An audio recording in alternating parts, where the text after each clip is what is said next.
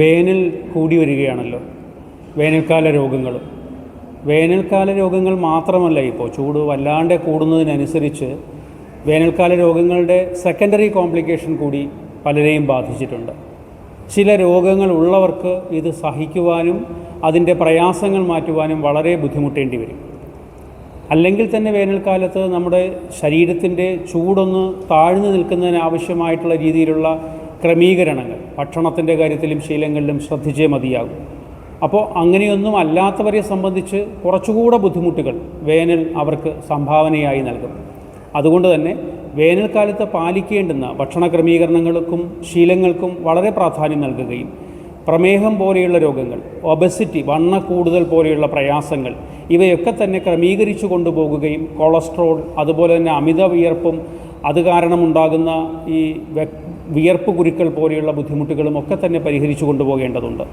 ചില ആൾക്കാരുടെ ശരീരത്ത് വല്ലാണ്ട്, പ്രത്യേകിച്ചും അമിതവണ്ണമുള്ളവരുടെ ശരീരത്ത് കുരുക്കൾ വളരെ വർദ്ധിച്ചിട്ട് പൊന്നി അഥവാ ബോയിൽസ് ഉണ്ടാകുക, സ്കിൻ റാഷസ് വളരെ കൂടുതലായിട്ട് തോന്നുക പോലെയുള്ള ബുദ്ധിമുട്ടുണ്ട്. അല്ലെങ്കിൽ തന്നെ ഈ വേനൽക്കാലത്ത് വർദ്ധിക്കുന്ന അല്ലെങ്കിൽ വേനൽക്കാലത്ത് മാത്രം കാണുന്ന ചെങ്കണ്ണ്, ചിക്കൻ പോക്സ് പോലെയുള്ള രോഗങ്ങൾ തന്നെ ധാരാളമായി ഉണ്ടാകുന്ന സമയമാണ്. ചില ആഹാര പദാർത്ഥങ്ങൾ കഴിച്ചാൽ, ഉദാഹരണത്തിന് മസാല കൂടുതലുള്ള ആഹാരം, ചിക്കൻ, അതുപോലെ തന്നെ വറുത്ത സാധനങ്ങൾ, ഫ്രൈഡ് ഐറ്റംസ്, ഇങ്ങനെയുള്ള സാധനങ്ങളൊക്കെ കൂടുതൽ കഴിക്കുന്ന ആൾക്കാർക്ക്, കാഷ്യൂനട്ട് കൂടുതൽ കഴിക്കുന്ന ആൾക്കാർക്ക് ഒക്കെ തന്നെ വേനലിൻ്റെ ചൂടും വേനലിൻ്റെ ഉപദ്രവങ്ങളും കൂടുതലായിരിക്കും. സാധാരണ വെള്ളമിട്ട് തിളപ്പിച്ച് കുടിക്കുന്നതിൽ ജീരകമോ വെളുത്തുള്ളിയോ അതല്ലെങ്കിൽ അതുപോലുള്ള എന്തെങ്കിലും സാധാരണ സാധനങ്ങൾ ഉപയോഗിച്ചാണ് നമ്മൾ വെള്ളമിട്ട് തിളപ്പിച്ച് കുടിക്കുന്നതെങ്കിൽ ചൂട് കൂടാനും, പതിമുഖം, രാമച്ചം തുടങ്ങിയവ ഇട്ട് അല്ലെങ്കിൽ കൊത്തമല്ലി ഇവയൊക്കെ ഇട്ട് തിളപ്പിച്ച വെള്ളം തണുപ്പിച്ചിട്ടാണ് കുടിക്കുന്നതെങ്കിൽ ചൂട് കുറയാനും സാധ്യതയുണ്ട്. താറാവിൻ്റെ മുട്ടയും താറാവിൻ്റെ ഇറച്ചിയും ശരീരത്തിന് ചൂട് കുറയ്ക്കുകയും കോഴിമുട്ടയും കോഴിയിറച്ചിയും ചൂട് കൂട്ടുകയും ചെയ്യുന്നതാണ്. ഇതുപോലുള്ള വ്യത്യാസങ്ങളുണ്ട്. അതുകൊണ്ട് തന്നെ ഇപ്പം മീനൊക്കെ ആണെന്നുണ്ടെങ്കിൽ കറിവെച്ച മീനാണെങ്കിൽ പോലും കുറേയൊക്കെ ശരീരത്തിന് ചൂട് കൂട്ടുന്നതാണ്. എന്നാൽ അതിൻ്റെ ഈ മീൻ വറുത്തും കൂടെ കഴിക്കുകയാണെന്നുണ്ടെങ്കിൽ, പ്രത്യേകിച്ചും കൊഞ്ച്, ഞണ്ട്, ചിപ്പി, കണവ പോലെയുള്ളതൊക്കെ കഴിക്കുകയാണെങ്കിൽ ശരീരത്തിലെ ചൂട് കൂടുകയും ചെയ്യും. ഇതുപോലെ തന്നെയാണ് നമ്മൾ ഫ്രിഡ്ജിൽ വെച്ച് തണുപ്പിച്ച് കഴിക്കുമ്പോൾ ആ തണുപ്പോട് കൂടി കഴിക്കുന്നത് കൊണ്ട് അത് ശരീരത്തിന് ചൂട് കുറയ്ക്കുമെന്നുള്ളത് പലപ്പോഴും ഒരു മിഥ്യാധാരണയാണ്. ഫ്രിഡ്ജിൽ വെച്ച് കഴിക്കുന്നത് കൊണ്ട് ദഹന പ്രശ്നങ്ങൾ ഉണ്ടാകുകയും അത് സ്വാഭാവികമായിട്ടും വീണ്ടും ദഹന പ്രശ്നങ്ങൾ കുഴപ്പത്തിലാകുന്നതിനനുസരിച്ച് ശരീരത്തിലെ ചൂട് കൂടുകയും ചെയ്യും.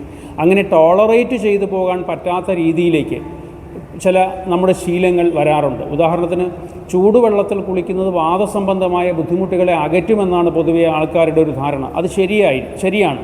പക്ഷേ എങ്കിൽ പോലും ഈ വേനൽക്കാലത്ത് ചൂടുവെള്ളത്തിൽ കുളിക്കുന്ന പ്രമേഹ രോഗികളെ സംബന്ധിച്ചും അത് തലയിലൊഴിക്കുന്ന ആൾക്കാരുടെ കാഴ്ച സംബന്ധിച്ചുമുള്ള പ്രയാസങ്ങൾ കൂടാനുള്ള സാധ്യതകൾ വളരെ കൂടുതലാണ്.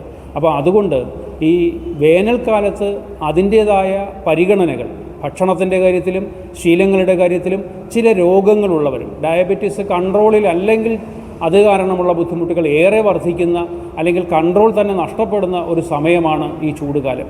ഞാൻ നേരത്തെ സൂചിപ്പിച്ചതുപോലെ സ്കിൻ സംബന്ധിച്ച് എന്ത് പ്രശ്നങ്ങളും വരാവുന്ന, കൂടുതൽ വിയർക്കുന്ന, ആ വിയർപ്പ് താഴ്ന്നുണ്ടാകുന്ന അസുഖങ്ങൾ, സൈനസൈറ്റിസ്, അല്ലെങ്കിൽ തന്നെ വേനൽക്കാലത്ത് പുറത്തുള്ള ഈ പൊടികളുടെ ഒരു സാധ്യത വളരെ കൂടുതലാണ്. പൊടികൾ വളരെ കൂടുതലുള്ളൊരു കാലമാണ് വേനൽക്കാലം. ആ പൊടികളൊക്കെ തന്നെ നമ്മൾ വീണ്ടും ശ്വസിക്കുകയൊക്കെ ചെയ്യുന്നത് കൊണ്ടുണ്ടാകുന്ന അലർജിക് ഡിസോർഡേഴ്സ്, കുട്ടികളിലുണ്ടാകുന്ന തുടർച്ചയായ തുമ്മൽ, ജലദോഷം, ചുമ, ശ്വാസം മുട്ട് തുടങ്ങിയ ബുദ്ധിമുട്ടുകൾ, ഇവയെല്ലാം തന്നെ വേനൽക്കാലത്ത് വർദ്ധിച്ചു കാണുന്ന പ്രശ്നങ്ങളാണ്. ഇത് പരിഹരിക്കുവാൻ വേണ്ടിയിട്ടുള്ള ചില ഔഷധങ്ങളും ആയുർവേദ സ്ഥാപനങ്ങളിൽ നിന്ന് ലഭ്യമാണ്. സർക്കാർ സ്ഥാപനങ്ങളിൽ ഇത് സൗജന്യമായും അതല്ലാത്ത മറ്റ് ആയുർവേദ സ്ഥാപനങ്ങളിൽ, അംഗീകൃത സ്ഥാപനങ്ങളിൽ നിന്ന് നമുക്ക് വാങ്ങിയും ഉപയോഗിക്കാവുന്നതാണ്. ആയുർവേദ മരുന്നുകൾ ഉപയോഗിക്കുന്നതിലൂടെയും ശരീരത്തിൻ്റെ ചൂട് കുറയ്ക്കുവാൻ സാധിക്കും. ശരീരത്തിൻ്റെ ചൂട് കുറയ്ക്കുവാനുള്ള സംവിധാനങ്ങൾ ഞാൻ ഈ പറഞ്ഞ രീതിയിലൊക്കെയും ശീലിക്കുക എന്നുള്ളതാണ് വേനൽക്കാല രോഗങ്ങളെ ഒഴിവാക്കുവാനുള്ള ഏറ്റവും പ്രധാന മാർഗങ്ങൾ.